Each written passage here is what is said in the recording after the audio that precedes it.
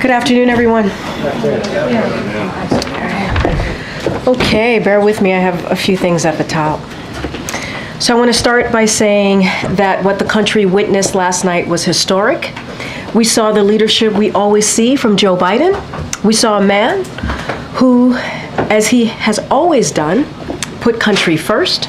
Surrounded by his family, you heard the president say, "I revere this office, but I love my country more." He went on to say, "The defense of democracy is more important than any title. I draw strength and find joy in working for the American people. But this sacred task of perfecting our union is not about me. It's about you, your families, your futures. It's about we, the people. And I have decided the best way forward is to pass the torch to a new generation. That is the best way to unite our nation." This is a selfless act, something that very few politicians would ever do.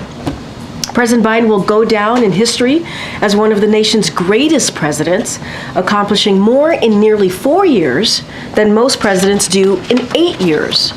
To quote him again, "I have given my heart and my soul to our nation like so many others have, and I have been blessed 1,000,000 times in return with the love and support of the American people."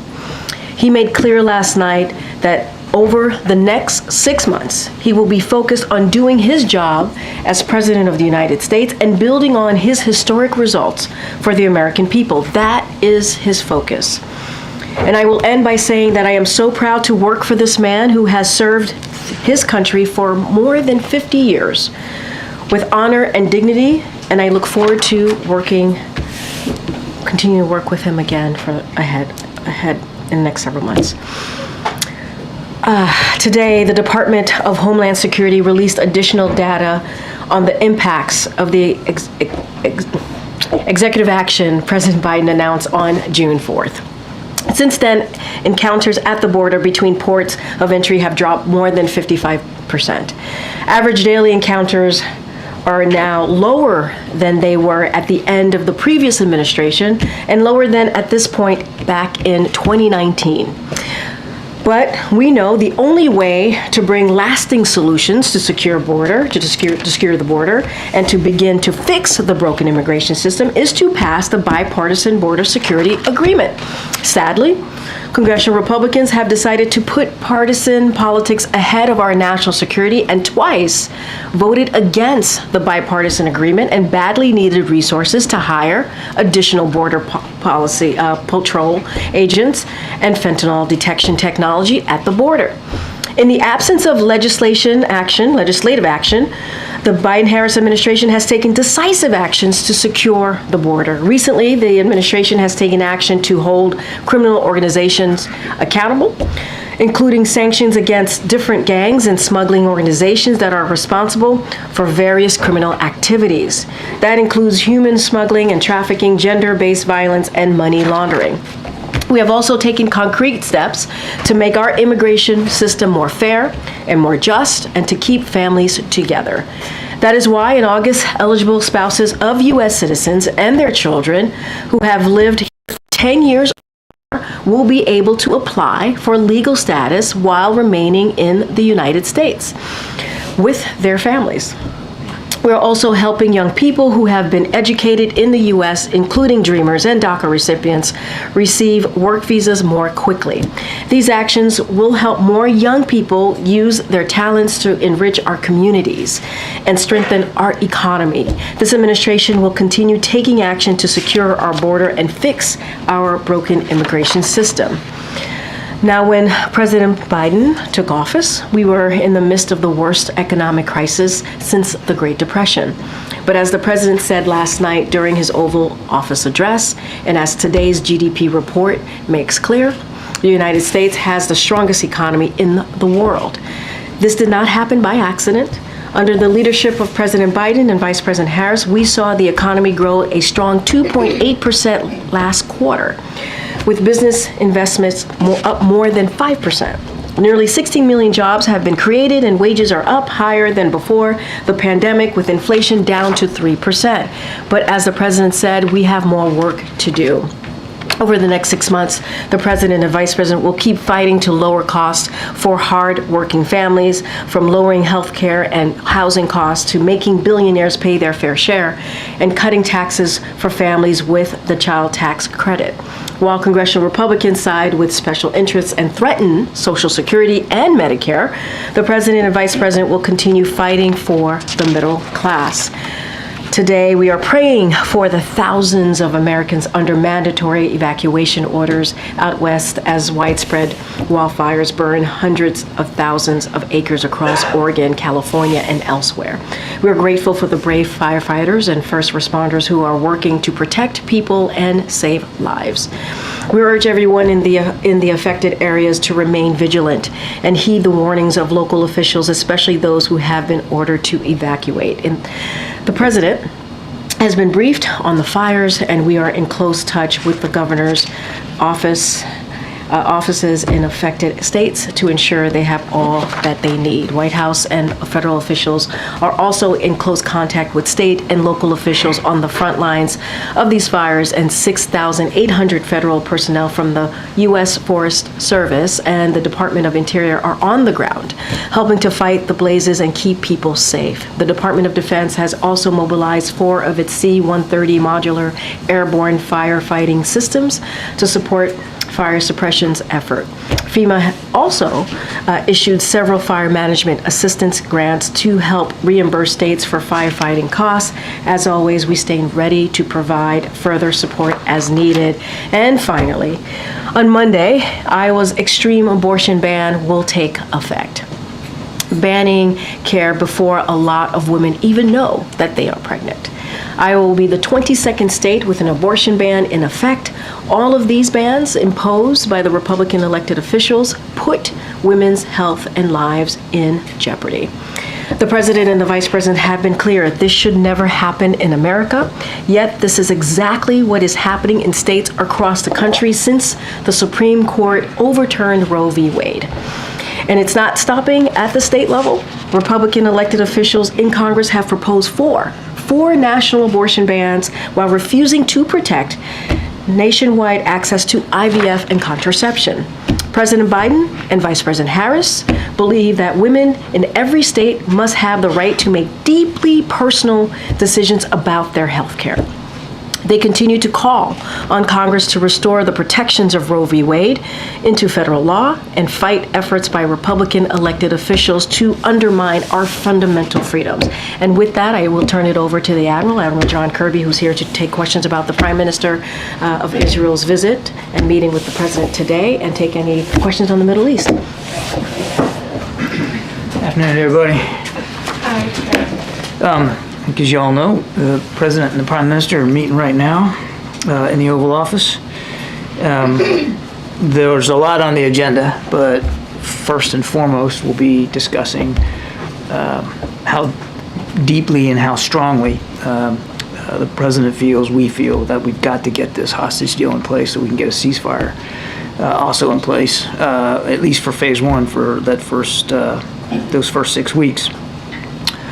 There are gaps that remain, and our team continues to work with our counterparts in the region to see if we can't close those gaps. We believe that they are of a nature where they can be closed and that we can achieve a deal, but it's going to require, as it always does, some leadership, some compromise, and an effort to get there. The President will be reaffirming for Prime Minister Netanyahu that he believes we need to get there and that we need to get there soon.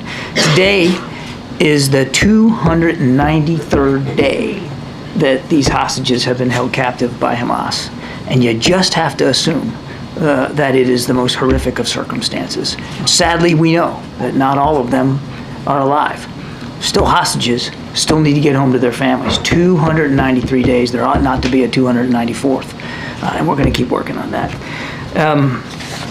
I do anticipate that the two leaders will also have a chance to talk about other substantive issues in terms of the blue line up at the north and making sure we don't see an escalation of the conflict between Israel and Lebanon, and make sure that we're providing opportunities for both Israeli and Lebanese citizens to return to their homes, as well as, of course, the critical need for stability in the West Bank. We're still seeing violence in the West Bank that the president has been absolutely steadfast calling out as unacceptable.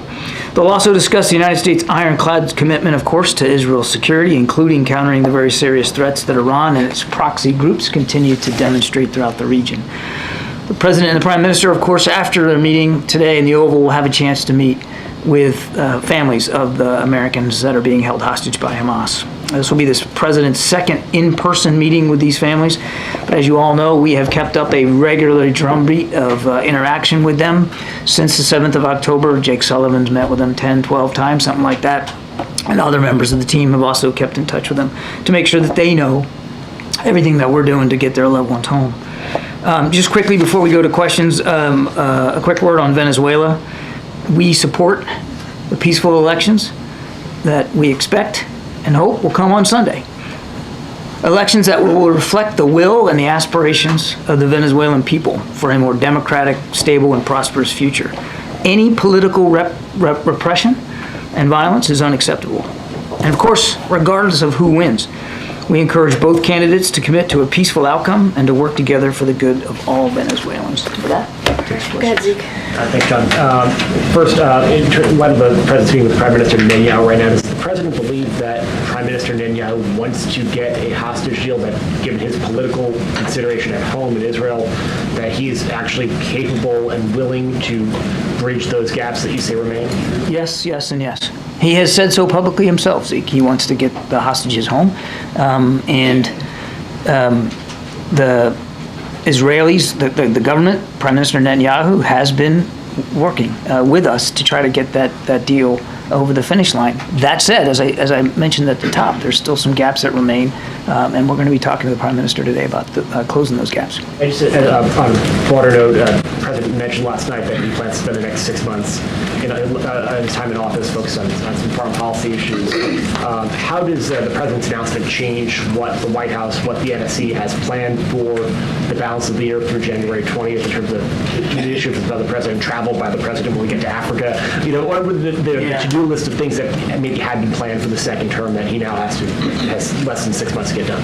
Well, look, now that he's not running for re-election, certainly you can expect that there'll be opportunities on the calendar that may not have been before, and so we're all exploring what those opportunities can look like in terms of advancing his foreign policy agenda and national security opportunities here and around the world. But I don't have anything on the schedule to speak to now. But I mean, stay tuned. I think there'll be some opportunities that the president is going to want to explore. Look, I mean, still got a war in Ukraine, still got a war in Gaza.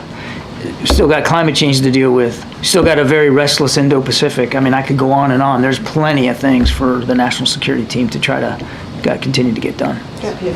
John, we heard from the Vice President earlier with comments, strong comments related to the vandalism and the protests that we saw yesterday. We haven't heard yet from the President or from the White House at large. Do you condemn what you saw yesterday? How do you characterize the protests, including what we saw at Union Station? Well, we did put out a statement last night from the White House, but absolutely condemn any violence in protest activity. I mean, it's a First Amendment right to peacefully protest. We fully support that. We know that there are strong views about what's going on in Gaza, and some of those views are in opposition to some of the policies that we're pursuing. We get it. That's democracy. But when it turns violent, and when you burn an American flag and pull it down off a U.S. government site, that's just absolutely unacceptable. And obviously we condemn all that. Are these protests pro-Palestinian, pro-Hamas, anti-Israel? How do you characterize what we're seeing? I think it's a little bit of all those things. I mean, I can't speak for the protesters. Obviously, I don't share their views.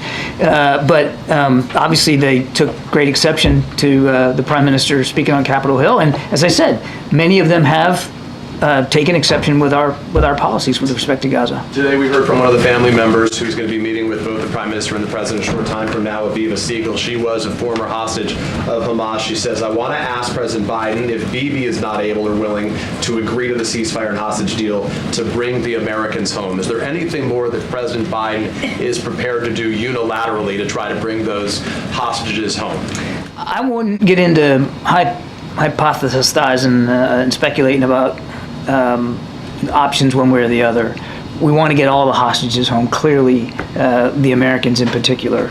And that's why this deal is so important, Peter. And we are close. We are closer now, we believe, than we've been before. The gaps are closable, no question about that. And we believe, the president believes, that getting that hostage deal in place, getting that 6-week ceasefire, that's the best way to get all these loved ones back with their families. Thank you, Kareem. Thanks, John. Did the U.S. find any of Netanyahu's remarks yesterday to be false or misleading?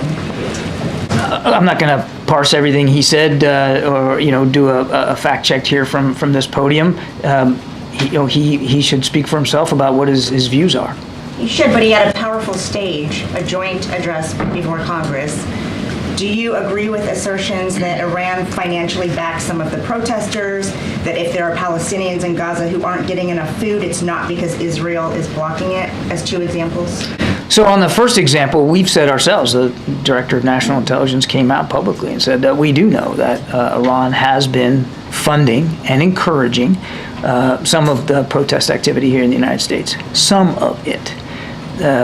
We do not believe that all the protest activity out there on a daily basis is being fully funded by Iran. There's a lot of organic concern out there in the American people about what's going on in the Middle East, and most of these protests are formed and fashioned in that regard. On the second question, there has been a steady increase of humanitarian assistance getting into Gaza. The problem isn't getting it to Gaza right now. The problem is getting it around Gaza. And one of the reasons why it's so dang difficult to move things around inside Gaza is because there's a war going on and bombs are dropping. And regrettably, in the conduct of some of their recent operations, the Israeli military has, in fact, not on purpose, we have no reason to believe they did this deliberately, but there has been accidental strikes on some of the trucks and the convoys that have been moving around. So it's not one or the other. There's a lot of reasons why it's not moving around, and some of that is, of course, the military activity of the Israelis inside Gaza. And then, now that the vice president is the likely Democratic nominee, has she communicated with the president whether a Harris administration's Israel policy would be the same or different as his? You would have to talk to the vice president's office and the campaign for that. I would just, before I leave that though, just want to remind, she's been a full partner in our policies in the Middle East, particularly with our policies towards Israel and the war in Gaza, a full partner, been involved in nearly every conversation that the president has had with the prime minister, and very much engaged throughout. Okay, before I get to my questions, can I just a quick follow-up on that? Can you explain to the American people who might think it just looks odd that she is having her own private meeting with the prime minister separate from the president that suggests that they aren't speaking with one voice? I reckon if she was here, she'd be in the room right now, but she's not physically here. There's nothing unusual about that. And Vice President has, and I fully expect over the next 6 months will continue to have meetings of her own with foreign leaders. She's met privately with President Zelensky as well and others. It was 20 days ago that the administration first said that they were really optimistic about finding, really closing the deal. Has nothing changed in 20 days? Is that still where we are? I wouldn't say nothing's changed. What are the remaining gaps? What are the sticking points? And I'm not going to negotiate in public. I wouldn't say nothing's changed. I mean, those last 20 days that you talk about, and we've been working really, really hard to try to get those gaps closed. There's still more work to be done. But we believe, as I said earlier, we're closer now than we've been before. And we think it's absolutely achievable to get this over the finish line.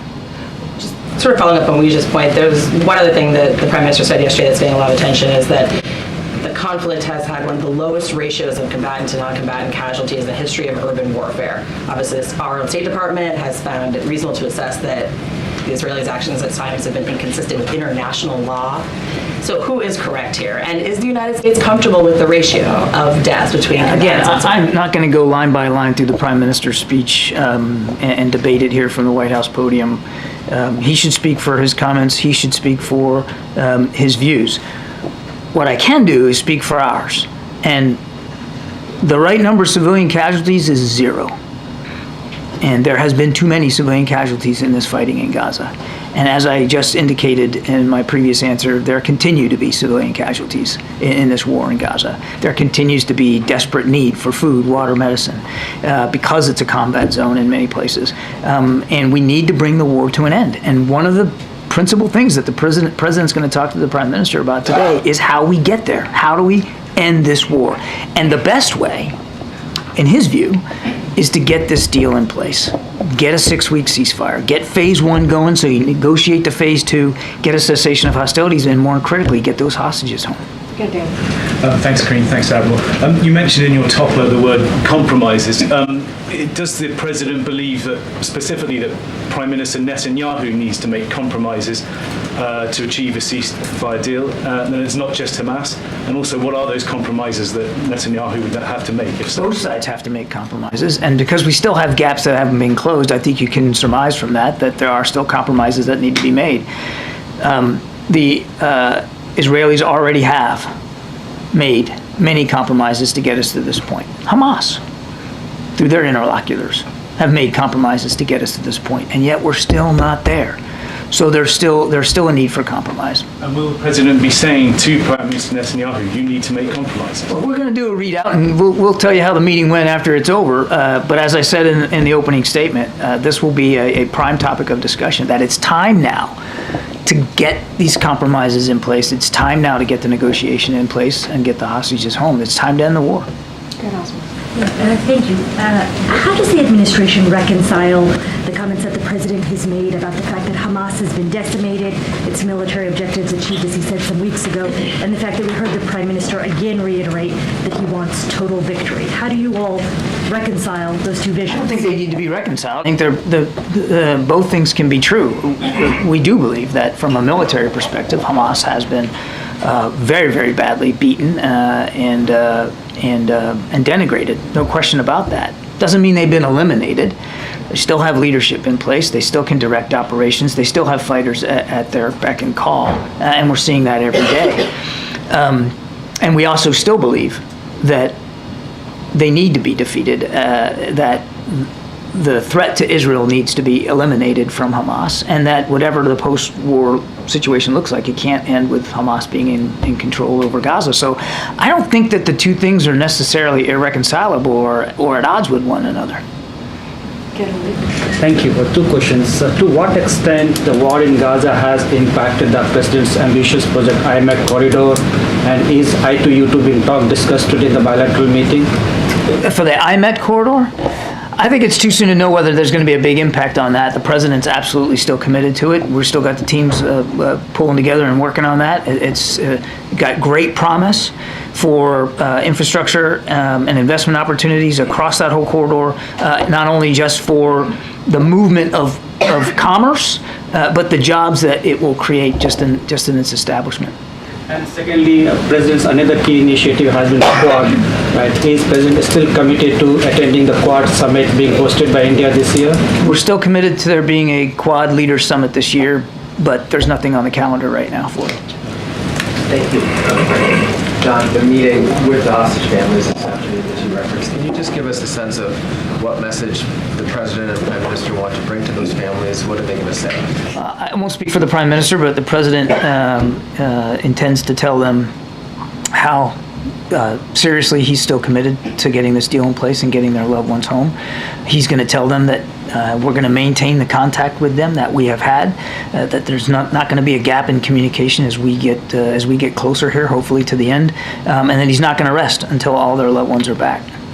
The pool was in the Oval Office briefly for the beginning of their meeting, and the two men were friendly and cordial, and President Biden was joking about how old he was when he first had a meeting with a previous prime minister. But we know that there have been tensions between Prime Minister Netanyahu and President Biden. Can you talk a little bit about the state of their relationship right now? It's a healthy relationship, and by healthy I mean they're not going to agree on everything. They haven't through the long political lives that both of them have enjoyed, always agreed on everything. They come from two different political traditions, but they know one another. I know I'm speaking for President Biden, that he's very comfortable in the relationship that he has with the Prime Minister and the ability that he has. He would do it anyway, but certainly with Prime Minister Netanyahu, the ability that he has to be candid and honest and lay it all out there, and he'll do that today. Did the president watch the Prime Minister's speech yesterday, or see anything that he? I don't know if he watched it. I don't know that. And you didn't. Do you have a sense of his reaction? I don't. Okay. Yeah. Okay. Thanks. That was easy. On Venezuela, do you think that Maduro has the ability to kind of fully rig the election, or do you think that it's more likely that he would just contest the results? It's difficult to know exactly how this is going to play out, so I can't really answer that specifically. But the reason I mentioned it in my opening statement is to make it clear to Mr. Maduro that we're watching closely. They need to be free and fair elections, free of repression, free of voter intimidation. And again, no matter who wins, our expectation is that the winner is going to continue to look after democratic institutions in Venezuela. So if the opposition does win, are you concerned about violence that might break out? If we weren't concerned about the possibility, I wouldn't have mentioned it in the opening statement. Thank you. Admiral, two questions on Iran. How is POTUS Biden going to deal with Iran? I mean, which aspects of dealing with Iran is he going to prioritize in the next 6 months in office? And which one of them would he be recommending to be POTUS Harris if and when she gets to the White House again? And my second She's already at the White House. She's already a key partner in our foreign policy objectives. And the Commander-in-Chief.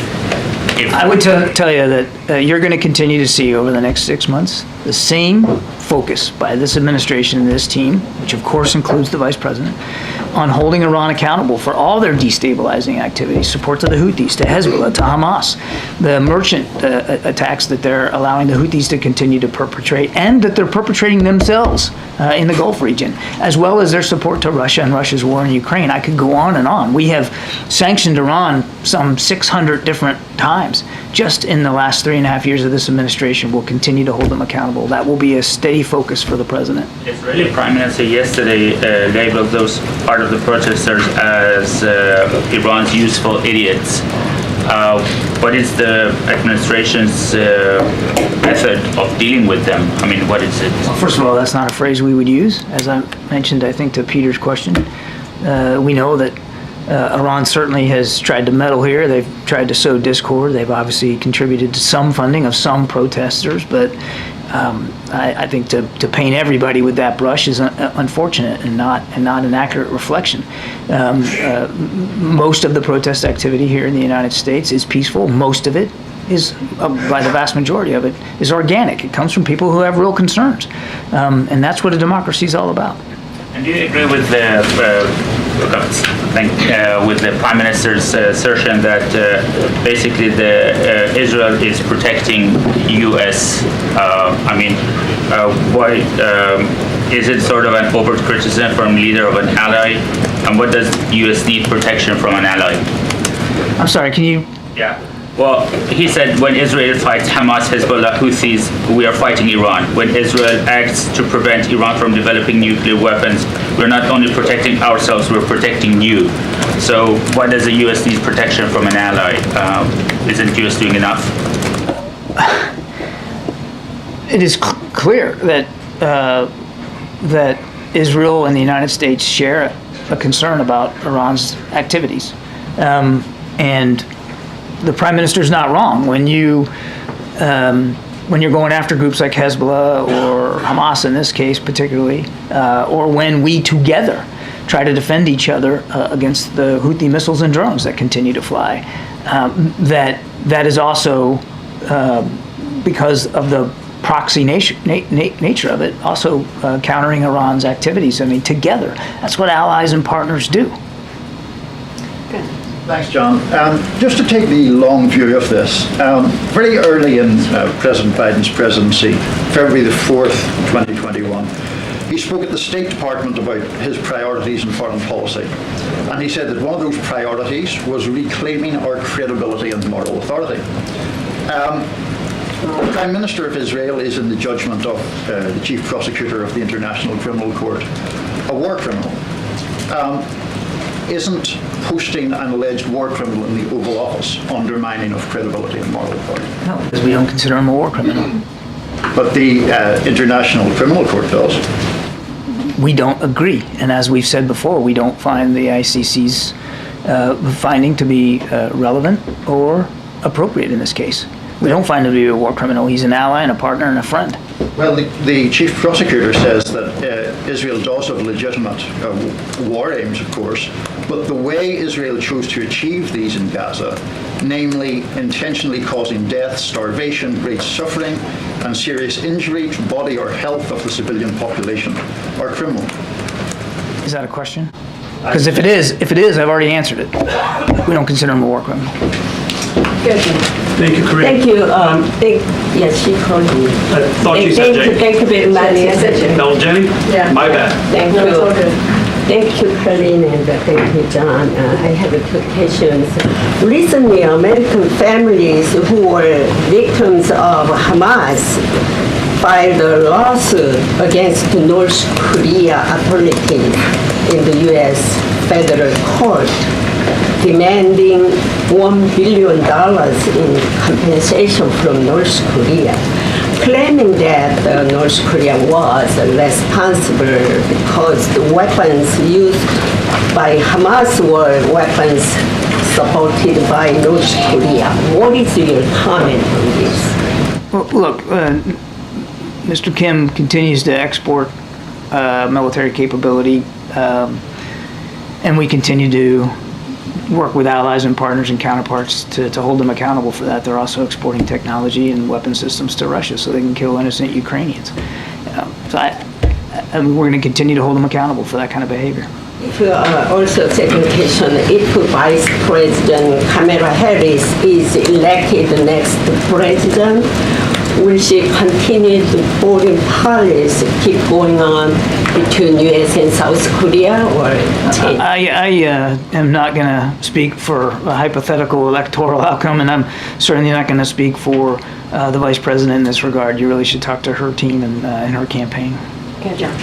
Thanks, Corinne. John, the President has been pushing for a peace deal, a ceasefire, for weeks, if not months. Now that he has announced that he's not running for another term, how, if in any way, that complicates those efforts to reach a peace deal?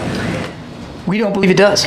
And in the conversations that we've been having in just recent hours, there's no reason to suspect that his decision not to run for re-election is going to have an impact on our ability to get the deal done. What's going to have an impact, as I said before, is leadership. Leadership on all sides and the ability to continue to compromise. We are close. We just have to finish it. The President also last night spoke about his goals in his remaining 6 months in office. One of those goals is to get back those wrongfully detained Americans, people like Evan Gershkovich from the Wall Street Journal. And Paul Whelan. And Paul Whelan, exactly. The President has been described by some as a lame duck president. Does it complicate those efforts to get back those wrongfully detained Americans? I can assure you that we continue to work extremely hard at getting all the wrongfully detained Americans around the world, including those in Russia that we've been talking about, getting them home where they belong. They don't need to, there's no reason for them to be detained. The whole team is working on this around the clock. I can absolutely assure you that. Thank you for the answer also on the last question. Yesterday, Netanyahu asked the U.S. to fast-track weapons in his speech. I'm wondering if the president is considering lifting his pause on the 2,000-pound bombs that the Israelis have requested. No change to that policy at this time, and I would just add that that is the only shipment of the only type of weaponry that has been held up, that all the military security assistance that had been going to Israel continues to go to Israel. They are still getting the tools, the capabilities, and the weapons that they need for the fight that they're in. Thanks, John. Thanks, Corinne. What conversations has President Biden had with Vice President Kamala Harris ahead of her meeting with the Israeli Prime Minister? I won't speak to private conversations between the President and the Vice President. I wouldn't do that on any given day, and I'm certainly not going to do it starting today. The Vice President, I'm sure her team will give her a readout of how the conversation between the President and the Prime Minister is going right now, and that will, I'm sure, inform her conversation, but I'm not going to get more detailed than that. And just second question, what additional pressure is the president willing to exert upon Netanyahu, just given that the framework, as my colleague mentioned, was just submitted about a few weeks ago and still nothing has come of that? The framework for the deal? I mean, my goodness, there's, I know we're not there yet, and I get that there's more work to be done, but think about what has happened since he laid that out on the 31st of May. We went from that framework proposal to getting the framework itself agreed to now by both sides. There's some haggling that's being done over some of the details. Some of that haggling has had positive result, and we have closed some gaps. There are still gaps that remain to be closed, as I said earlier, some details that need to be worked out. There's an awful lot of energy and effort being put into this, certainly by our team, but I'll go so far as to say by our counterparts as well. Thank you, Corinne. I've got 2 questions, but first, can you tell me the backstory behind the nice bling you've got around your neck over there? Well, I had a chance to meet with some of the hostages' families myself back in December, and the father of one gave me this to wear, and I try to wear it as much as I can, just to remember that, again, 293 days they need to be home with their families. And since they're here at the White House, and this is going to be a prime topic of conversation, I thought it was appropriate to wear it today. Does the president have one? I don't know. Okay, I've got 2 questions. Is it or is it not the U.S. government's position that UNRWA is complicit in terrorism? UNRWA does some things that no other agency can do on the ground in Gaza. You and I both know that.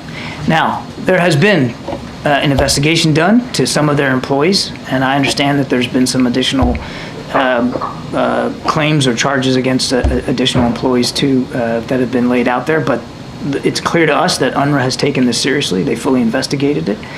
They eliminated the employment of those that they believe were involved in terrorist activities. It's absolutely unacceptable, not just to us, but it should be, and we believe it is, unacceptable to UNRWA. But UNRWA is still, and yes, I know we're not providing funding them now because of legislation, but I think it's important for people to know that there are things that can't get done without UNRWA's cooperation and support on the ground. And the government's position is that those are claims and charges, right?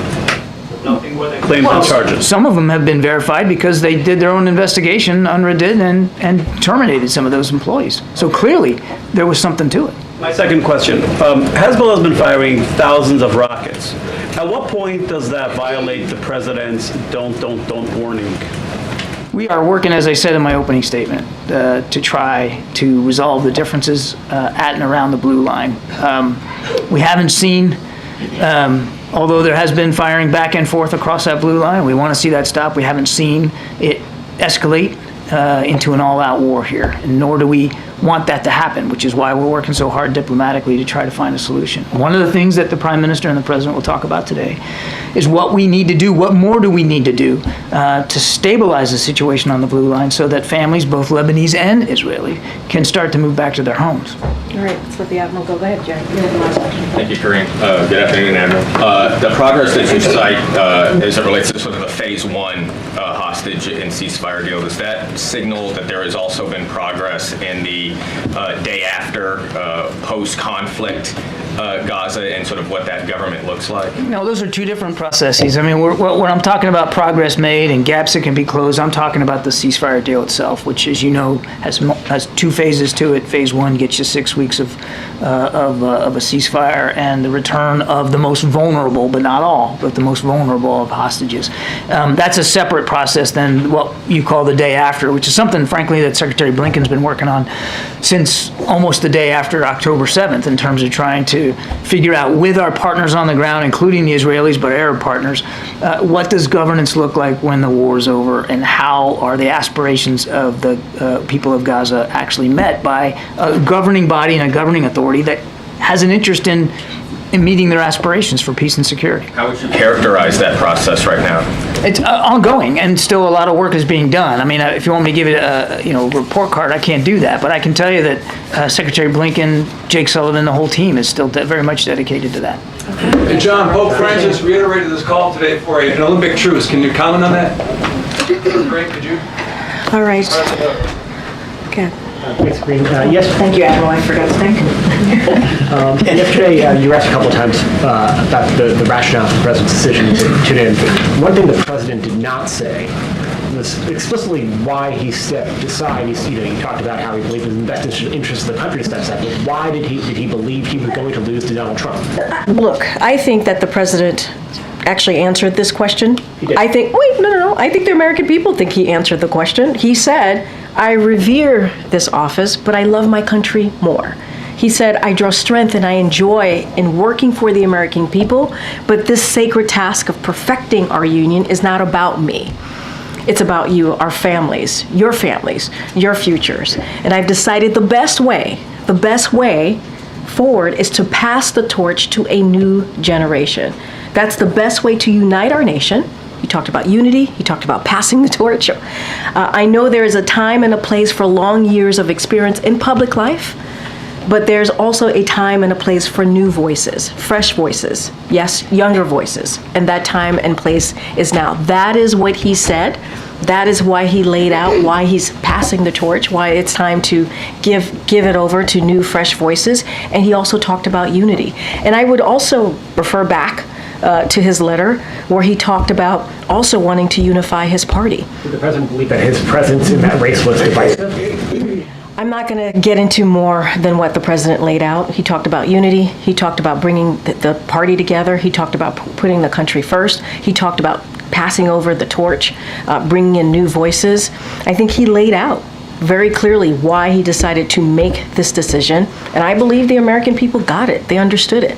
If it was clear, I wouldn't ask the question, but I'll move on. I think it's clear. Okay. I do. I think the American people do. For several weeks, the White House has said, multiple times that the president was not going to leave the race. He ultimately did. You've also said several times that the president would not pardon or commute sentences for his son, Hunter. I just want to make sure that is not going to change over the next 6 months. The president's saying he would not. It's still a no. It's still a no. It will always be a no. It's still a no. It will be a no. It is a no, and I don't have anything else to add. Will he pardon his son? No. Thank you, Karine. So picking up on Zeke. Yeah, sure. For such a monumental decision, the president did address why he left the race. Well, thank you. But he left a lot of it for us to read between the lines. He did not make clear why he's leaving the race. Even in the excerpts that you bring up, he says that, the best way forward is to pass the torch to a new generation. Is he saying it's because he was too old? In another one, he said that it was for the sake of democracy. That does not answer why he thought he was in the way of democracy. Why did he make this decision? A new generation, and he also said the next sentence was to unite, is also to unite the nation. Look, the president has talked about this twice. One in a letter that he addressed to the American people on Sunday, laying out a very monumental, to your point, it is a monumental decision that he made, and he thought very long and hard. He also said that he's been serving this country as a public servant for more than 50 years. It is not an easy decision to make. He talked about unity. He talked about the next generation. He talked about passing the torch. I was asked in this room a couple of days, I don't know, maybe 2 weeks ago, all of these days are coming together, that when the president ran in 2020, he talked about passing the torch. He talked about the next generation. He talked about being a bridge to the next generation. And I was asked, is that something that the president still wants to do and still cares about? And I said yes.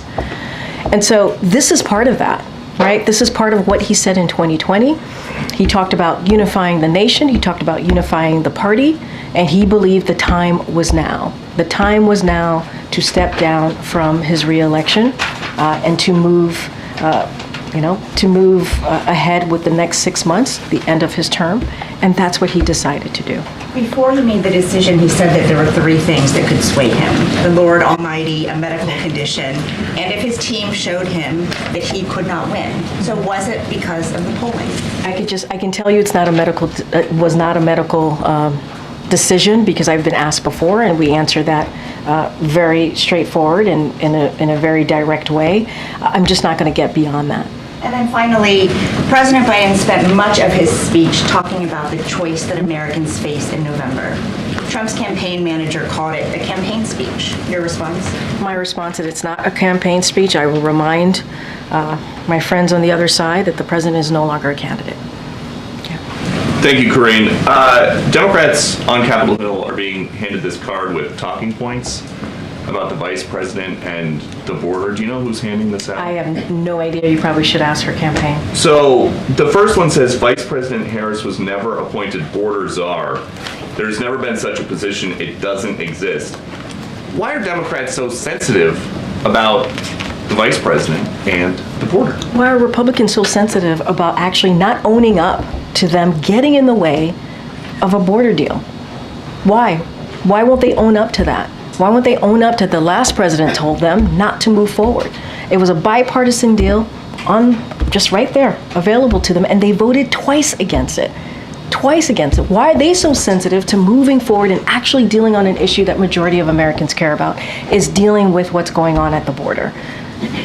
Do you think that the border would be less of a talking point now if there was less migration to the border, say if somebody had addressed root causes of migration sooner? Wait, hold on a second. Did you not hear the beginning of I know there were a lot of toppers, but one of the toppers, I talked about what we're seeing at the border. It's down by 55%, not because of Republicans in Congress and what they did. It's because of what this president and this vice president did. He moved forward and took actions to deal with what's going on at the border. Republicans continue to block getting resources to the Border Patrol agents. They continue to block actually dealing with an immigration system. So yes, we are going to debunk the false characterization of the vice president. She was not a border czar. And it's not just us. Independent fact checkers have said the same thing, that did not exist, and that is not true. And a different topic, Russia and China are teaming up in the skies near Alaska for the first time ever. Are you getting a sense yet, based on everything that's been going on, that some of America's enemies might be looking at what's happening here and think there's nobody in charge? So let me just say this. There is very much someone in charge. The president is the president until the end of his term. So that statement is certainly false. And we have seen the president bring together our allies and partners. He reinvigorated NATO. He got more than 50 countries behind Ukraine to make sure that they were able to defend themselves against Putin. He stood up to Putin, and he's done a lot more. And now, right now, as we're speaking, I believe it's still happening, the president is having a bilateral conversation meeting with the Prime Minister of Israel. So, who, by the way, the Prime Minister of Israel thanked the president for the work that he's been able to do in helping to make sure that Israel is able to have an ironclad security, right? And so that's that. But let me be clear. I want to actually address the basis of your question outside of saying there's no leadership. Our Department of Defense did not see this activity in Alaska Air Defense Identification Zone as a threat.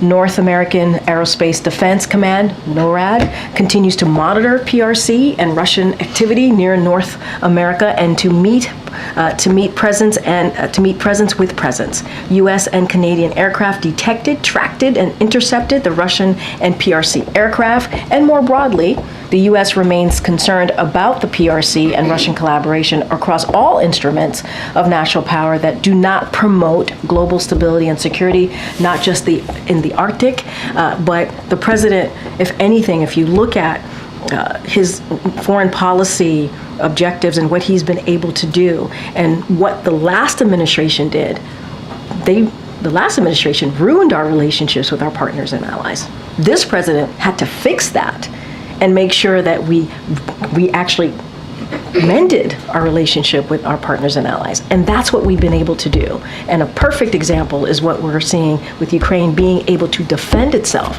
against Russia's aggression. Okay. So yesterday and again today, you insisted that the president didn't make this decision because of a medical condition. It wasn't about his health. Yesterday, you said that he couldn't finish a second term if he won one.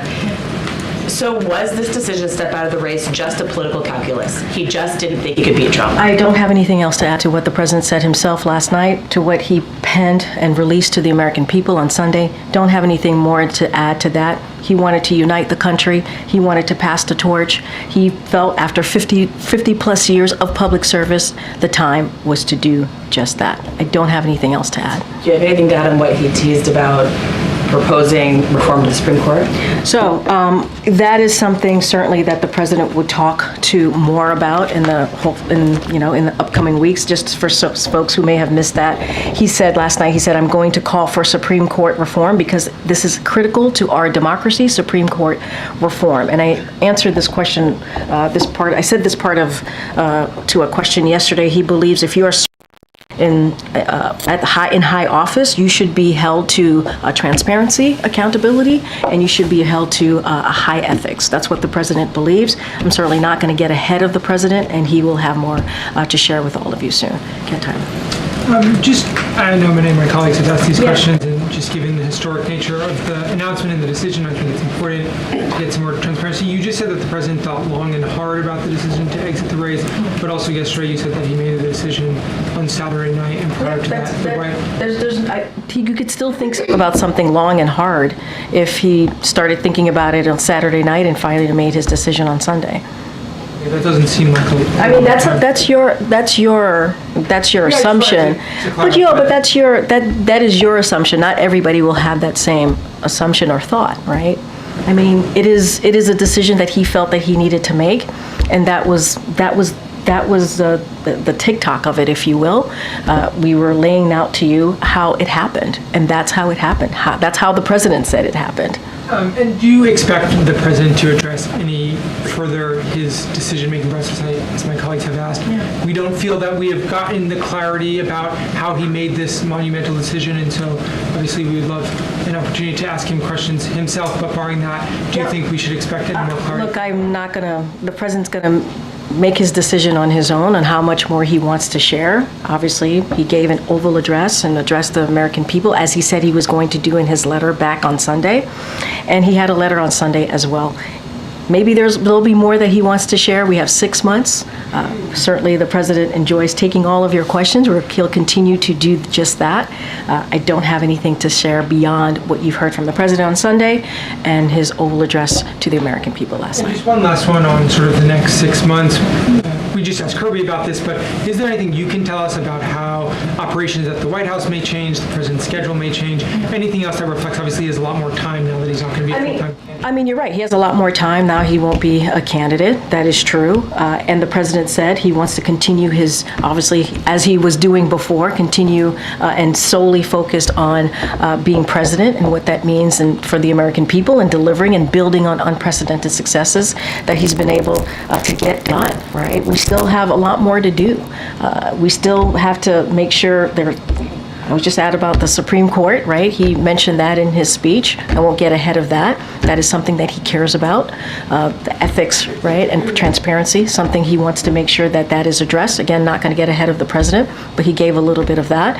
He laid out what he's done for almost 4 years and making sure we're building on that, whether it is continuing to lower costs. He talked about that, bringing down inflation, creating good paying jobs.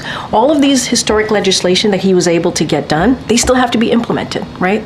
Whether it's the Chips and Science Act, whether it's the infrastructure bill, whether it's the Inflation Reduction Act, there's still a lot of work to get done to make sure that we deliver the good things, the good components of those now laws to the American people.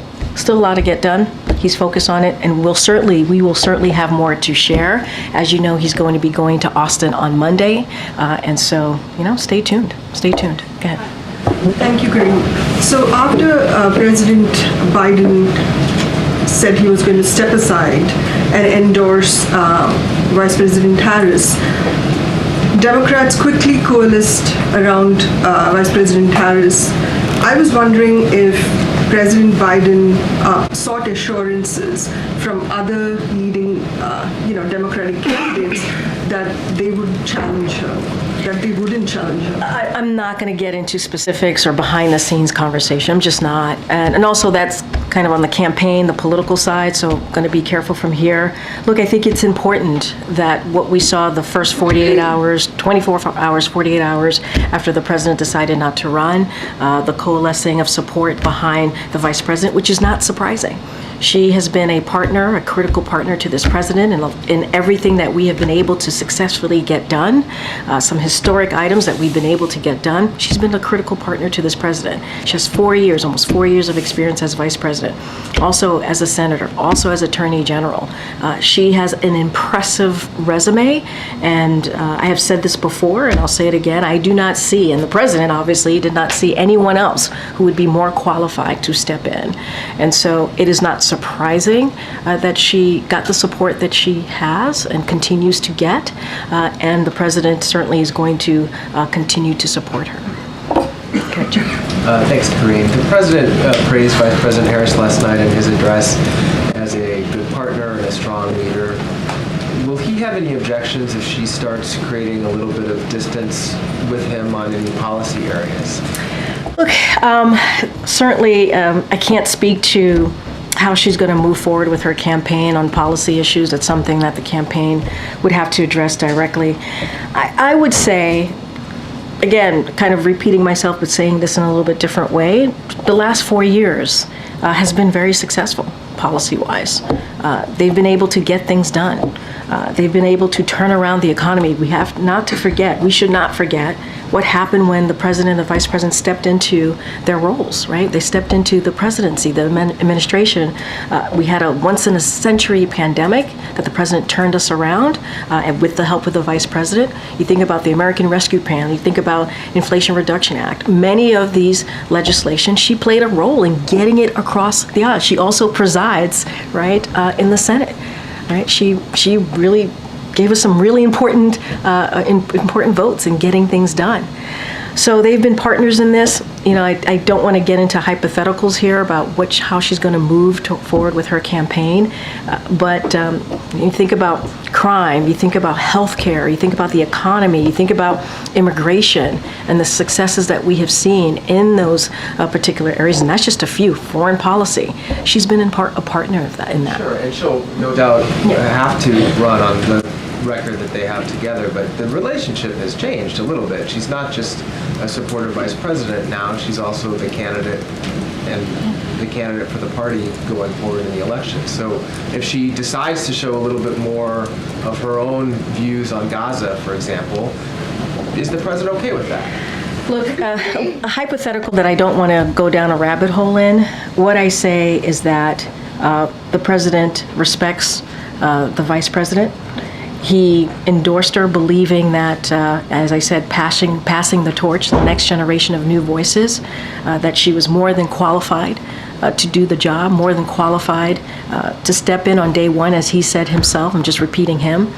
And I think that says volumes coming from a president who's been a senator, who's been a vice president, right? Who knows how this place works, who knows how Congress works, now who knows what it's like to be president of the United States. I think that is, I think coming from this president says a lot. I don't want to get into hypotheticals here. They are pretty much have been hand in glove, if you will, these past 4 years on getting things done on the different policy issues, and I suspect that will continue.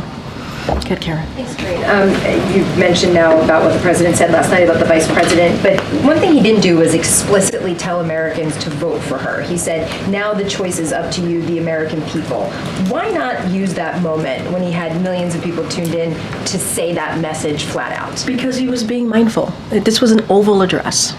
This was not a campaign political address. This was an Oval address. And he thought it was important. As he said it, he started off his remarks talking about being at the Resolute desk, talked about the space and the portraits that were in the room, the busts that were in the room, the importance, the heavy weight of that office. And he believed this was a monumental decision, as many of you have reminded me today, that he made. And he wanted to take that opportunity to talk through what he's been able to deliver, to talk about what it meant for him to be president, an honor of a lifetime. and, to lay out what this next 6 months is going to be. And so that's what he wanted to focus on. There will be plenty of times for him to go out on the campaign trail and talk about choices and talk about what's at stake. I'm going to be very careful here, but there will be plenty of time to do that. He didn't feel like that was the time to do that was last night. And can you tell us a little bit about after the speech? We know from some social media posts, we could hear it here that the president walked out into the Rose Garden and several hundred staff were out there. But what was that like? What did you do afterwards? Private time with family? Just tell us how his mood was after. Look, it was a beautiful, beautiful moment. The president went to the Rose Garden. There were hundreds of staff cheering him on. Very proud to have been part of this administration, many of us since the beginning of this administration, almost 4 years. And he also wanted to appreciate the staff. He knows how hard it's been, not just the past 3.5 years, but certainly the past couple of weeks. And so I think it was a very special moment, very proudful moment for the staff here. I was there out in the Rose Garden. Got to listen to him speak off the cuff and say thank you and talk about, the work that we have been able to get done, the historic amount of work that we've been able to get done, and what's ahead the next 6 months. So yes, there were hundreds of staff here in the Rose Garden. Some of us, I was able to be in the Oval and watch the president deliver the remarks. Many of the staffers were able to watch together here at the White House in the residence, and afterwards we all came together and cheered on the president and thanked him. And so I think, and he was able to thank us and appreciate us as well. Go ahead, John. Just following up on that, Kareem, what's the mood of the staff right now? I think I'm sorry. no, No, it's all right. I'm just curious. Is there melancholy? What's the exact mood right now? I think it's a little bit of what I just said to Karen. I think there's a lot of pride in the work that we've been able to get done under this leadership of this president. I think that there's a lot of understanding. There's a lot more work to be done in the next 6 months. We're energized. And look, I'm going to be very honest. It's been hard. It's been very hard. When you do these jobs, you believe in the work ahead. You believe in the leadership of the person that you're working for. This person being Joe Biden, and so it has been a tough couple of weeks, but we are so full of pride of what we've been able to get done, and now there's 6 months left. I noticed, and maybe I misread it, but when you had your prepared remarks at the very top, it seemed as if you got a little emotional talking a little bit. No, I missed that. Let's read that. No. It is. I've said it. It's an emotional moment for everyone, including me. It's an emotional moment. This is, you do these jobs. They don't pay all that well, as you know. You guys have tough jobs as well, and it takes you away from your family. You don't sleep as much. They are, 24/7 jobs for sure, and you do it because you believe in the work. Whichever side of the aisle you're in, right? I would hope and think that people who do these jobs believe that you're going to make people's lives better, right? Or you're very much connected to the issues that you're working on. I think that's important. So yes, it's emotional. It's emotional. Okay. Thank you.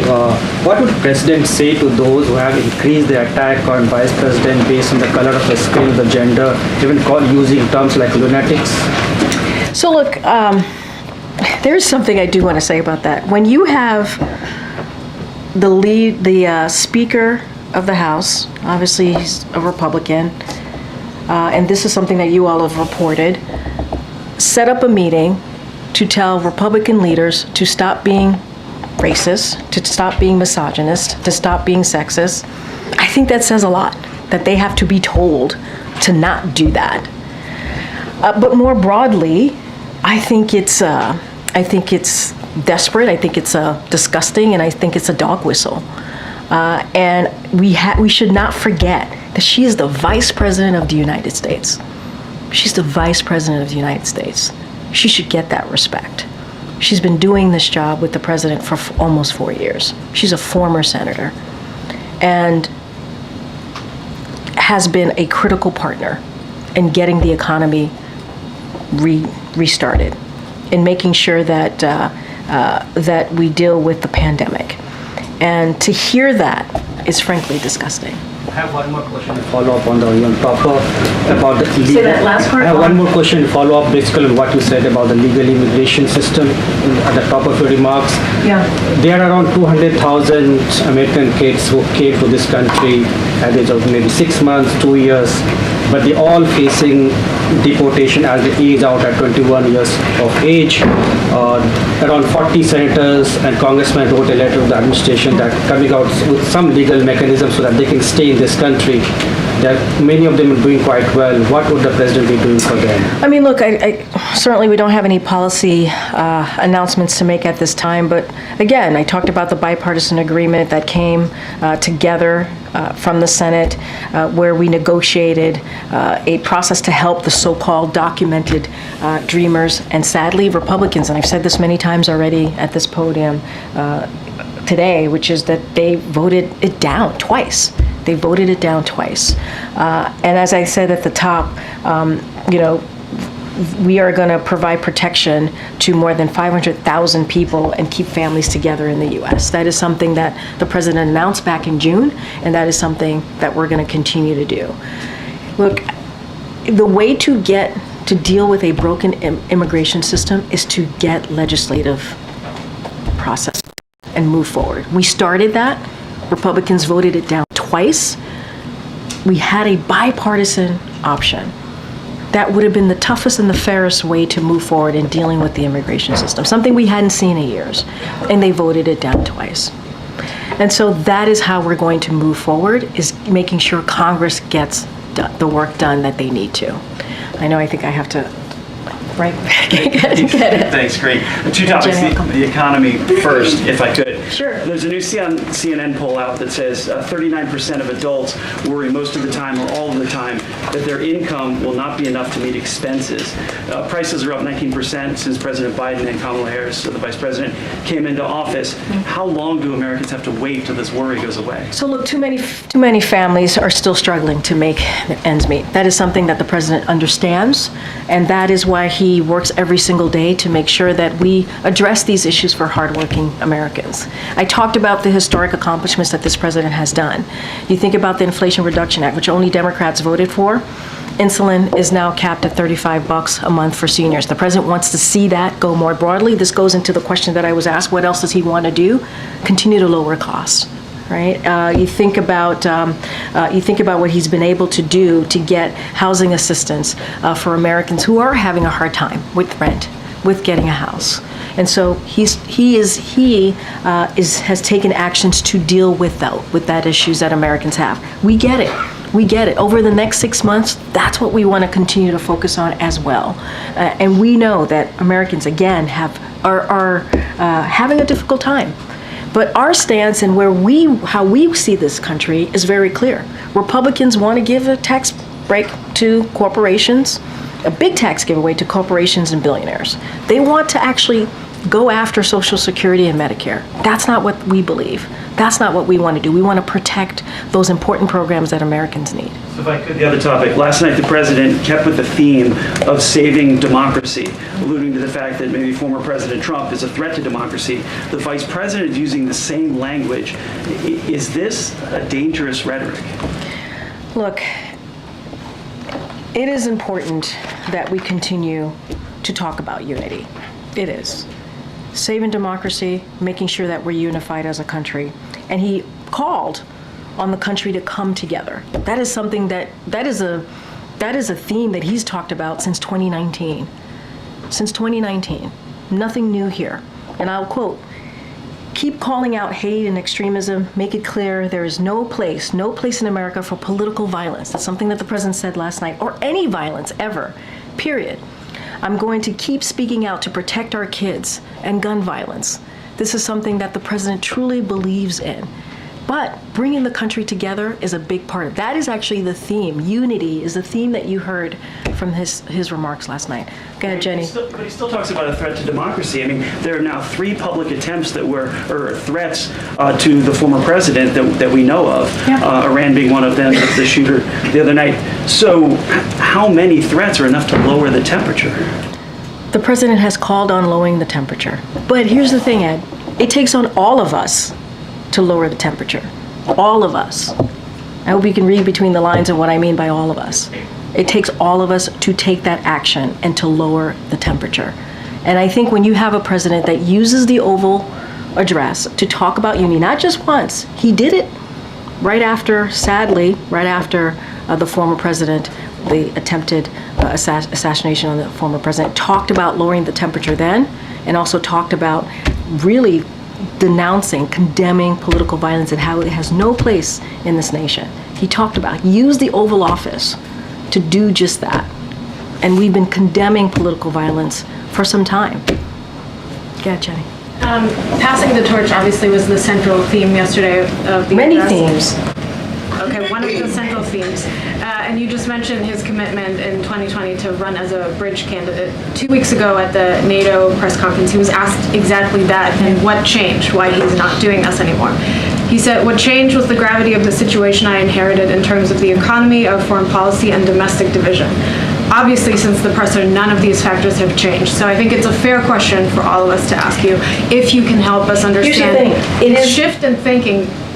No, sorry. Go ahead. No, sorry. Go ahead, Jenny. Made Go ahead, him sorry. arrive at this conclusion that passing the torch now is the right time. And it is a fair question to ask. I don't have anything else to add to what the president said. I'm not going to get ahead of this president. I'm just not. He put out a letter, and he said what he wanted to say about the situation last night.